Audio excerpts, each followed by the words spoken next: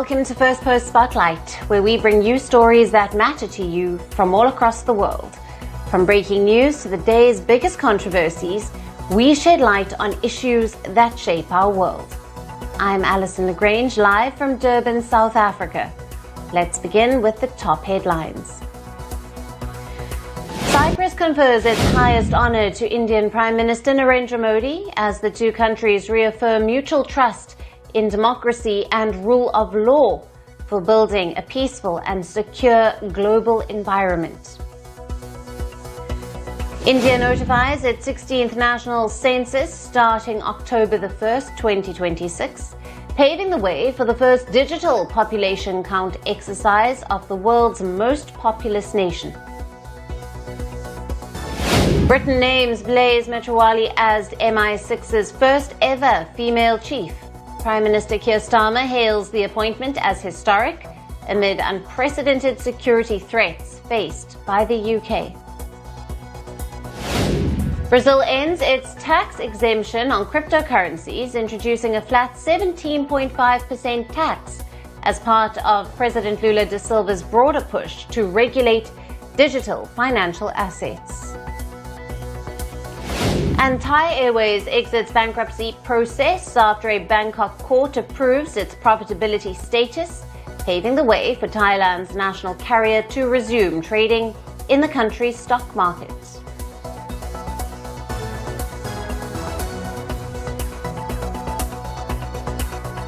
Hello and welcome. Our top focus remains on the escalating conflict between the two West Asian arch rivals, Israel and Iran. Tensions continue to run high in the region as a heavy exchange of fire between the two countries persists. Let's take a look at the top developments in the Israel-Iran conflict, which has now entered its fourth day. As Israel and Iran continue to trade fire for a fourth straight day, not sparing even residential areas, the death tolls have mounted on both sides. Now, the overall Israeli death toll has reached at least 24, while at least 224 people have been killed in Iran, most of them civilians. Now, since Israel's surprise attack on the 13th of June, several others have been injured on both sides as well. The series of strikes and retaliatory attacks has caused massive damage to civilian infrastructure too. In the latest, Iranian media has reported that a hospital in the country's west suffered serious damage after an Israeli strike in the Kermanshah city. Meanwhile, the U.S. consulate in Israel also suffered minor damage amid a wave of Iranian retaliatory missile attacks on Israel. Now, as the fighting rages on, Israel has claimed achieving aerial superiority over its arch foe. Israel says it has destroyed at least 1/3 of Iran's surface-to-surface missile launches. An Israeli military claimed that more than 50 fighter jets and aircraft carried out strikes and destroyed over 120 Iranian surface-to-surface missile launches. In a fiery response, Iran has launched missiles at Israeli cities of Tel Aviv and Haifa on day 4 of the conflict. Now, Iranian state TV said at least 100 missiles were fired at Israel, some of which caused significant damage in the major port city of Haifa. Thick plumes of smoke were seen rising from next to an oil refinery plant in Haifa, and dozens of first responders were rushed to the site. Fires were also observed at the power plant in the vicinity of Haifa.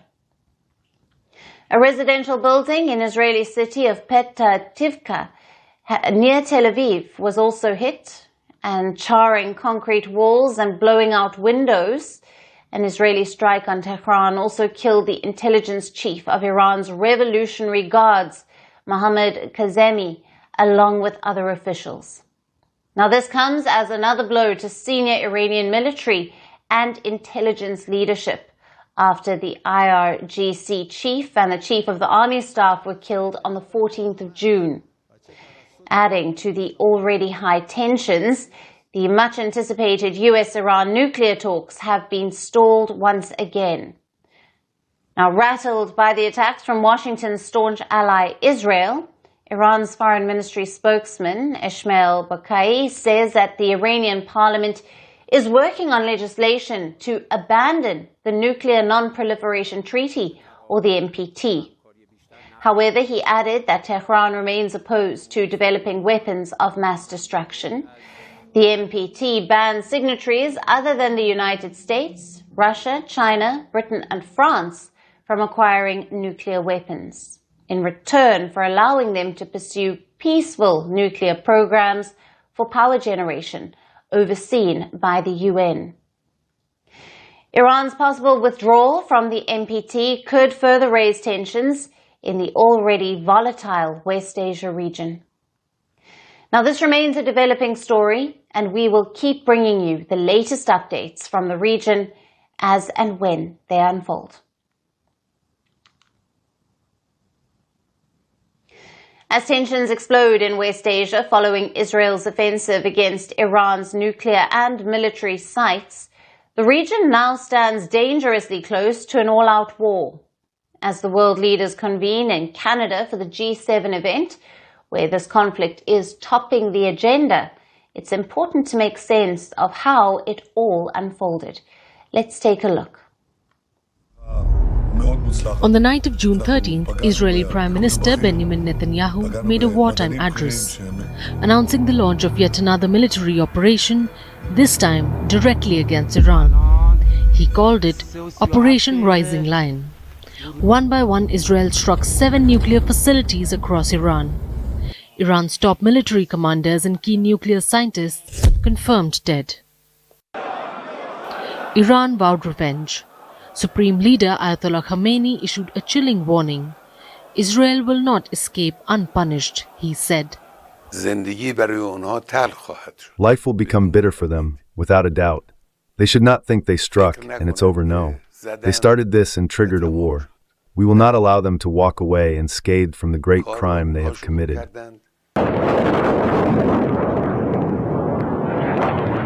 That retribution began within hours. Israel scrambled to intercept at least 100 incoming Iranian drones. Shortly after, Iranian ballistic missiles were exploding across Israeli cities. A stunning breach of Israel's prized Iron Dome air defense system.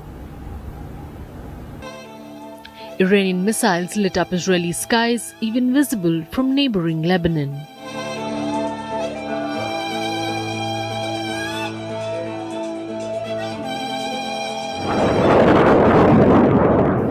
Israel says Tehran fired under 100 missiles in that first wave. Netanyahu, in his signature defiance, boasted of Iran's heavy losses and promised this was just the beginning. In the past 24 hours, we've taken out top military commanders, senior nuclear scientists, the Islamic regime's most significant enrichment facility, and a large portion of its ballistic missile arsenal. More is on the way. The regime doesn't know what hit them. They don't know what will hit them. But Prime Minister Netanyahu's operation came with a price for the Israelis. Hospitals with newborns shifted underground. On top of them, residential colonies were destroyed by incoming missiles. At least 24 have been killed in Israel so far, dozens injured. Israeli military chief said he knew there would be a price to be paid. He told Israelis it's a challenge like anything else Israel has faced in the past. As I told you from the beginning, there will be difficult moments. We are in the midst of a challenge unlike those we have faced in the past. We knew there would be a price, and it underscores why we acted now, before it became too late. As dawn broke on June 14th, Israel woke to smoke, debris and fury. A top aide to Netanyahu vowed Tehran will burn soon. Meanwhile, in the Iranian capital, fury boiled on the streets. Protesters waved photos of slain Iranian officials chanting death to Israel and America. Many held the posters of officials killed in Israeli attacks. Others lined up for gasoline and essentials. And yet, Iran's President Masoud Pezeshkian struck a softer tone. He reminded the world of Tehran's willingness for dialogue, like it's now suspended nuclear talks with the US, but warned Iran would defend itself if forced. Iran's foreign minister said Tehran does not want conflict with Israel to expand unless the situation is forced. The fears of this conflict expanding in West Asia are not being ruled out. Just as the Islamic Republic of Iran has devoted all its efforts to peace and stability in the world and the region, and has proven its readiness for lengthy and confidence-building negotiations in pursuit of peace, it will also respond decisively to any aggression and will take firm action in legitimate defense of the country's territorial integrity. The fire has not cooled. For a fourth straight day, Israel and Iran exchanged deadly blows. Iran claims that 224 people have died in Israeli attacks. Israel's civilian shield held, but not without losses. Meanwhile, world leaders convening at the G7 summit in Canada watch nervously. Could there be a deal to halt this spiral? Donald Trump, with his history of fraught war diplomacy, sounded oddly optimistic. Mr. President, can you give us a sense of what you're doing to try to de-escalate the situation between Iran and Israel? Well, I hope there's going to be a deal. I think it's time for a deal, and we'll see what happens. But sometimes they have to fight it out, but we're going to see what happens. I think there's a good chance there'll be a deal. For now, West Asia stands on the edge, and the world holds its breath. Now, for more on this, we have with us Glenn Deason, an international affairs expert, joining us live from Oslo, Norway. Thank you for being with us, Glenn. Thank you. Now, can you break down what triggered the latest escalation between Israel and Iran over the weekend, and how it differs from previous flashpoints? Well, I think Israel was going for a full decapitation of Iran's military leadership. They're hoping to instigate something that would look like a regime change. So, and of course, it looks like the United States assisted in this, has also been reported in Israeli media. The Americans pretended that they were engaged in genuine negotiations to make the Iranians, I guess, lower their guard. And it's given an opening for Israel to strike Iran. So it does appear to be, again, another regime change war. But I think the US and Israel underestimated Iran's ability to regroup after what was a very successful and powerful Israeli strike on Iran.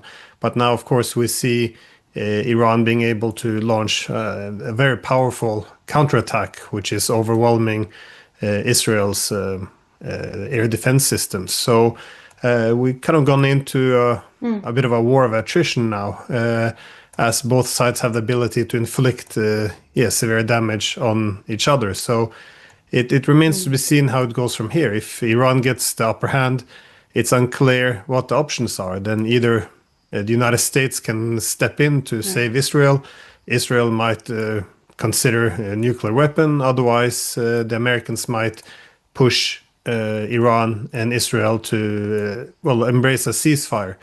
But it's I think for the moment Israel is aiming to escalate and hoping that United States will step in and then deliver a crushing defeat on Iran. Right. And you have touched on part of this, but what are the potential regional or global repercussions of this weekend's events, particularly in relation to the US involvement, and reactions from Iran's allies? Well, it appears that, I'm assuming that the Chinese and possibly the Russians are sending some weapons to support Iran. Meanwhile, I think it's become evident that many countries are also backing Israel on the other side, that is the United States, Britain, France, Germany, as well as other Western countries. And Iran has warned that countries that assist Israel in this attack, because it was a war of aggression, a surprise attack, they will consider them to be participants. So this applies to many of the Gulf states. It could also apply to the United States. However, my impression at the moment is that because Iran is performing well against Israel, that they do not want this war to widen and pull the United States in, as this is what Israel is hoping for. So then I don't think they're going to strike against the United States bases in the region unless America gets more directly involved. But of course, this has a huge potential of pulling in the Arab states, pulling in various NATO countries. It can pull in, at least in terms of supplying weapons, the Russians and the Chinese. So this can very quickly escalate completely out of control. Glenn, please stay with us while we take a look at some other elements of this story.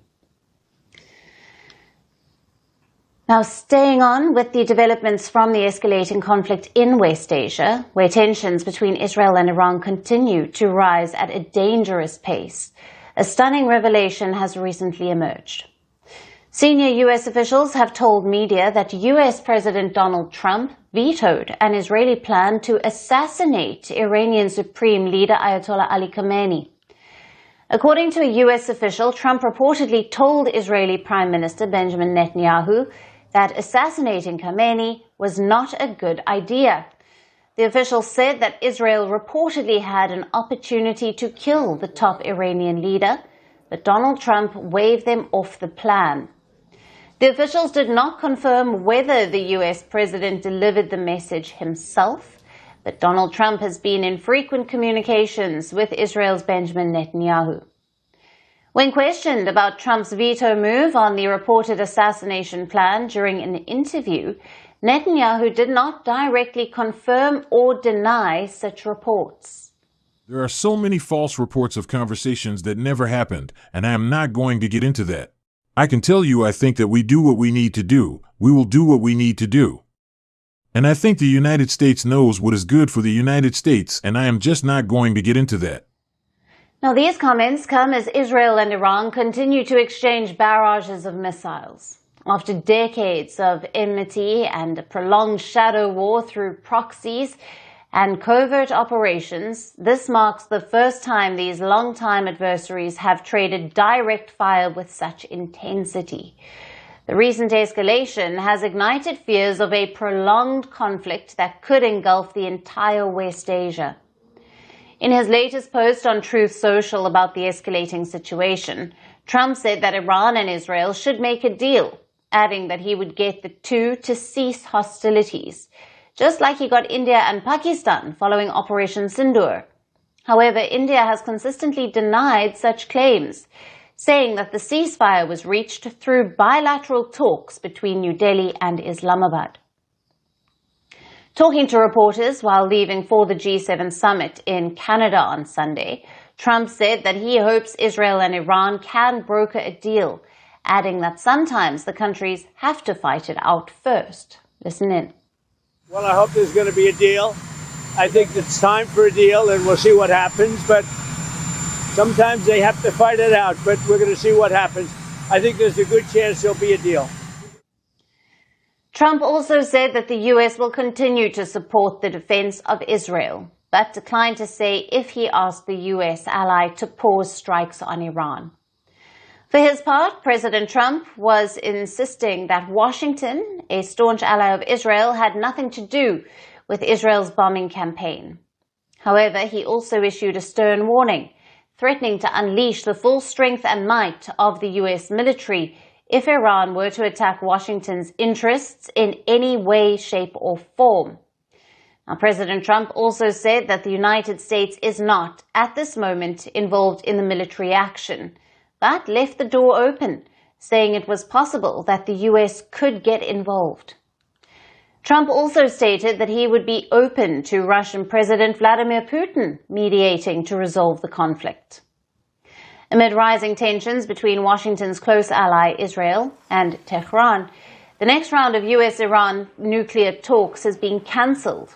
Now, as per media reports, Iran told Qatar and Oman that it was not open to negotiating a ceasefire while it was still under Israeli attack. As the tensions between Iran and Israel reach a new high, the fate of U.S.-Iran nuclear deal hangs in the balance.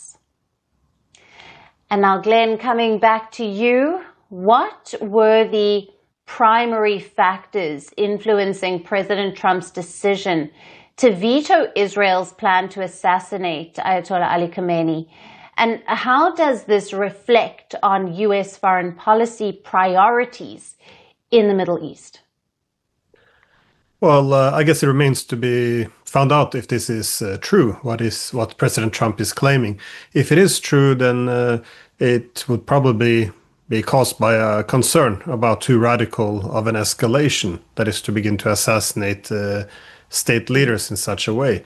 On the other hand, it could simply be Trump trying to present himself as a mediator and a negotiator. Again, this is not that different from what he does in the war, in the proxy war against Russia. That is, the United States is deeply involved in terms of weapons, logistics, and intelligence, yet he likes to pretend as if the United States is this mediator standing on the side trying to negotiate, whilst at the same time they obviously had involvement in attacks on Russia's nuclear bombers. So you see something similar happening here with Iran, that he would like to present himself as almost neutral on the side. So this could be one of those efforts to gain some legitimacy, because America's position as a negotiator has been severely damaged. Not only did they launch this attack in the middle of negotiations, but we also find that a lot of the attacks within Iran on the killing of nuclear scientists, the specific targets they chose, a lot of this comes from the arms control deals. That is, the IAEA is suspected of handing over a lot of information to Israel. So in other words, the transparency which is required for arms control to work has been exploited, and the United States is not seen anymore as a very reliable negotiator. So this could be a way of Trump buying himself some legitimacy as a negotiator. As you just said, with he also took credit for ending the conflict now between India and Pakistan. So he tends to overplay his own role, I think. Right. And how might this decision impact the strategic dynamics between the US, Israel, and Iran, particularly concerning deterrence and alliance trust, and of course the broader geopolitical balance in the region? Well, I think a huge thing which has been shattered is Israel's deterrence, because as a relatively small country in the region, it's largely dependent on deterrent. That is, to have this reputation of the Iron Dome. No one can harm Israel. If anyone tries to harm Israel, Israel will inflict immense destruction on its opponents. So this also with the United States in its back. So this powerful deterrent has allowed Israel to act in a manner which it otherwise would not be able to act. And I think a lot of this has been damaged. Israel now unleashed what it had against Iran. Iran was able to absorb the pain and now is bombing Israeli cities. So a lot of the deterrent has now, and the image of Israel has been severely weakened. So this is very deeply problematic for the Israelis. So for the Israelis now to accept a ceasefire and say, well, perhaps this was a mistake, they're not gonna leave with what they came into this war with. So this is gonna shift, perceptions, which means a lot in this region, and the entire balance of power, can be shifted, and this is not great for Israel. However, it is the wider trend in the international system as we move away from the hegemonic system to multipolarity. The reason why Israel hasn't had to make any concessions, any peace agreements over the past 30 plus years is because there's been one center of power, the United States, and it has never had to make any concessions. We see now a very different world emerging, and Israel should make concessions now if it's going to be in a weaker position tomorrow. So I think a lot of changes will happen. But that being said, Israel might see this as a reason to escalate dramatically, which is why there's reasonable concern, as Israel has nuclear weapons and it has a lot to lose if it becomes humiliated in this failed attack on Iran. Thank you very much for being with us on Firstpost Spotlight and for your valued insights and analysis there. Oh, my pleasure. Now, as West Asia continues to burn under the weight of Israel-Iran hostilities, India is racing against time to rescue its citizens stranded in the conflict zone. In the latest, Iran has responded to New Delhi's urgent request for the safe evacuation of Indians stranded in its cities amid the heavy Israeli bombardment.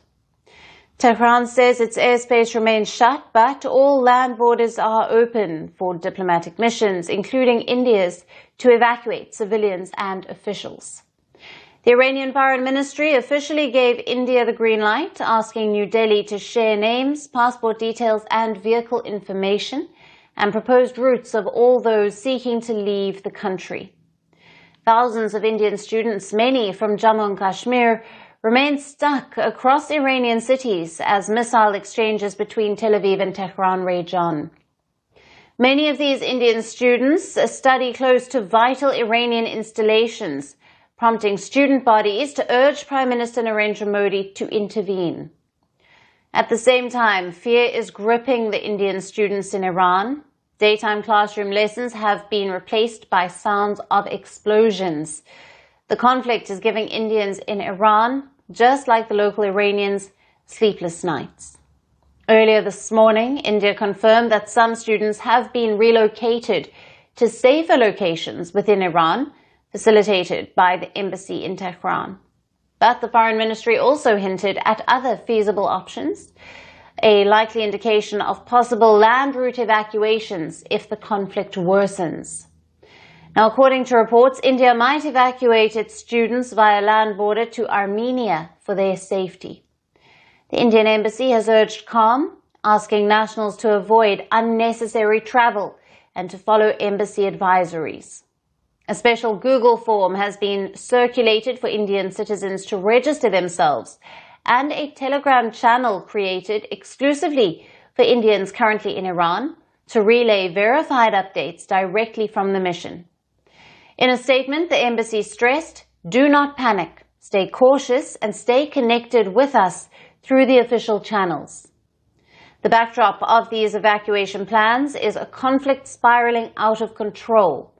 For now, neither Iran nor Israel shows any signs of backing down amid fears of an all-out war in West Asia.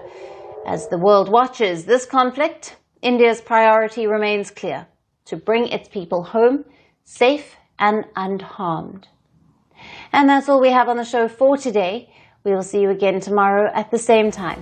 Thank you for watching, and stay tuned to Firstpost. From breaking news to the day's biggest controversies, shedding light on the world's top headlines, detailed analysis on the stories that matter the most to you. Catch it all on Spotlight at 6 p.m. India time and 12:30 GMT, only on Firstpost.